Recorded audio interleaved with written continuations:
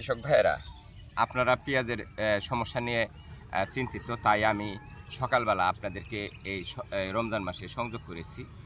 মূলত পেঁয়াজের এই আগা পুড়ে যাওয়া বা এই যে হলুদ হয়ে যাওয়া, এটাকে আগা মরা রোগ বলে। এই রোগ থেকে এটাকে বলা হয় পার্পল প্লক্স। তাই এই রোগ থেকে মুক্তির জন্য আমাদের করণীয় হলো ম্যাগমিল প্লাস নিউট্রিসার প্রয়োগ করা, এবং সেচের আগে, রোপণের পর সেচের আগে রোডমিল এবং রোব্রাল এবং সেব্রাল প্রয়োগ করুন।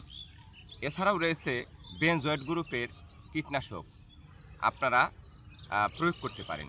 প্রয়োগ করলে আপনারা আশা করি ভালো ফলন পাবেন।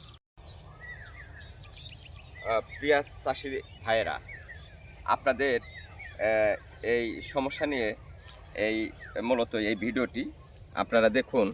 পেঁয়াজ ক্ষেতের এই আগা পুড়ে যাওয়া এবং এগুলো ভেঙে যাওয়া, এটাকে মূলত আগা মরা রোগ বলে। আশা করি আপনাদের এই রোগ থেকে মুক্তির জন্য আপনাদের কী করতে হবে, এখানে ম্যাগমিল প্লাস অথবা নিউট্রিসার অর্থাৎ মাটিতে পুষ্টির ব্যবস্থা করতে হবে। এবং আমরা যদি আরেকটু দেখাই, আপনারা দেখুন, এতে দেওয়া যেতে পারে রোব্রাল এবং সেব্রাল।